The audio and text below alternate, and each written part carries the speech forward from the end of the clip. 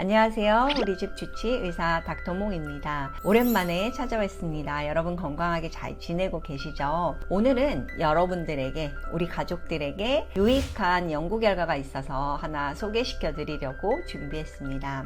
연구를 실는 저널도 정말 신뢰도 높고 장인 정신이 있는 그런 좋은 저널이 있는가 하면 사실 돈 받고 그냥 실어주는 그런 저널도 있긴 있거든요. 근데 오늘 연구는 정말 역사와 전통이 깊고 정말 장인 정신이 돋보이는 정말 좋은 저널이에요. 거기에 영국 사람들 50만 명을 대상으로 한 연구, 그러니까 2006년도부터 요런 연구 할 거야 하면서 사람들의 유전자 분석한 결과, 그리고 생활 습관 요런 거를 조사해서 쭉 추적 관찰을 정기적으로 했던 데이터입니다. 여기서 되게 재밌는 게 나왔는데요.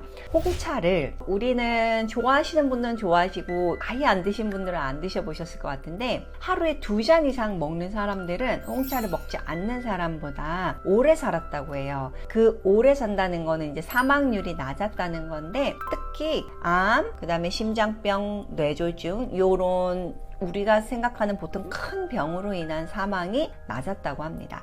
한 13%까지 떨어졌다고 하니까요. 사실 이게 약이 아닌데 이 정도 효과를 보인다는 거는 상당히 고무적인 결과예요. 녹차, 홍차, 우롱차 다 비슷할 것 같은데요. 특히 영국은 이제 홍차를 사랑하는 나라이기 때문에 홍차가 주인공이지만 여러분들이 활용하신다면 녹차도 괜찮습니다. 여기서 더더욱 이런 차들이 도움된다는 연구는 상당히 많았지만 대규모 유전자 연구까지 합쳐지다 보니까 상당히 재미있는 유익한 정보들을 알 수 있게 됐어요. 첫 번째는요, 아주 많이 먹더라도 위험하지는 않더라. 그 사람들에게 추적 관찰한 거잖아요. 그래서 봤더니 한 10잔 이상 먹는 사람도 있었는데 그 사람들도 여전히 홍차를 안 먹는 사람보다는 사망률이 낮았다. 대신 2잔 먹는 것보다 10잔 먹는 사람들이 5배 이상 더 좋았다, 이런 건 아니지만 여전히 사망률이 낮았다는 게 확인이 됐고요. 두 번째는요, 설탕이나 우유 같은 거를 섞어 먹는 거와 상관없이 홍차를 먹는다면 효과가 좋았다. 이 말이 되게 시사하는 게 뭐냐면, 사실 과일 주스나 커피 같은 경우는 설탕이나 프림 같은 거를 많이 넣어서 먹을 경우에 도움이 안 된다, 이런 연구 많이 있거든요. 그래서 왜 우리가 커피 드실 때는 아메리카노나 드립 커피를 드셔라, 과일 주스 먹을 때는 웬만하면 그냥 씹어 먹고 아니면 무가당 주스를 드셔라 이러는데, 홍차 같은 경우는 밀크티에 설탕 조금 넣고 우유 넣고 이렇게 밀크티 형태로 먹어도 여전히 홍차의 유익함이 살아있었다, 이런 의미입니다. 그리고 세 번째는 커피 마시는 거 여부와 상관없이 효과가 좋았다. 무슨 말이냐면, 홍차도 먹고 커피도 마시는 사람들 있잖아요. 이런 사람조차도 홍차를 그냥 2잔 이상 마시면 여전히 유익했다, 이런 의미이고요. 네 번째는 차의 온도가 상관이 없었대요. 가끔 따뜻한 거 먹는 게 좋은 거 아니냐 이런 거 질문하시는 분들이 있는데, 아이스 형태든 따뜻한 형태든 미지근한 형태든 어떤 형태로든 드시는 거는 도움이 되었다,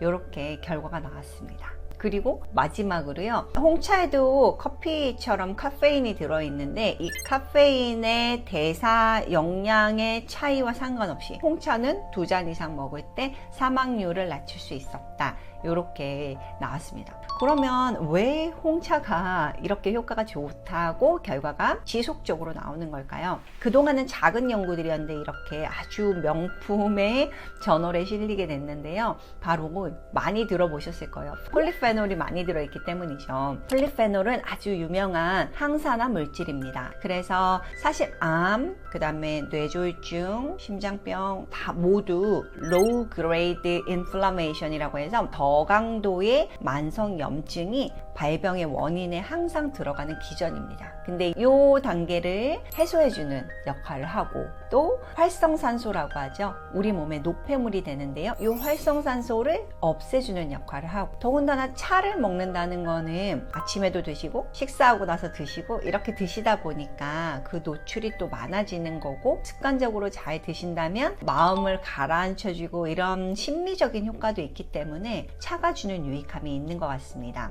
여기서 그 효과가 폴리페놀이라고 말씀드리는 이유는, 홍차가 싫은데 억지로 드실 필요는 없어요. 홍차를 활용할 만한 그 포인트를 다른 걸로 얻을 수 있는데요. 커피도 마찬가지로 이런 효과가 있는 걸로 연구들은 많이 있습니다. 그리고 두 번째는 녹차. 특히 제일 비슷한 건 녹차잖아요. 그래서 녹차와 우롱차, 그래서 현미 녹차를 활용하셔도 되고요. 근데 종종 이런 잎차를 드시다 보면 속쓰림이 있는 분들이 계세요. 그래서 이런 분들은 너무 억지로 드실 필요는 없고 연하게 해서 드시면 좋을 것 같습니다. 그리고 이전에는 먹을 생각이 없었지만 흥미로워서 좀 먹어보고 싶다 하면 티백으로는 요즘에 아주 잘 나와 있어요. 그래서 티백 형태로 드셔보시면 좋겠고, 가장 흔하게 먹는 거는 잉글리시 브렉퍼스트 티인데 이게 좀 쓸 수 있어요. 그래서 쓰지 않는 차들이 또 여러 개가 있거든요. 그런 것들을 활용하셔도 되고요. 마지막으로 견과류 간식으로 드셔도 되고요. 저는 요즘에 또 생강차를 즐겨 마시는데요. 생강차는 이게 또 한 분량이에요. 왜냐하면 좋은 성분들도 있고 활용하실 방법도 많기 때문에 생강차를 제가 다음 주에 한 번 더 말씀드리겠습니다. 오늘 날씨도 조금 흐린데요. 홍차 한 잔 해보시면 좋을 것 같습니다. 감사합니다. 지금까지 가정의학 전문의 이경실이었습니다.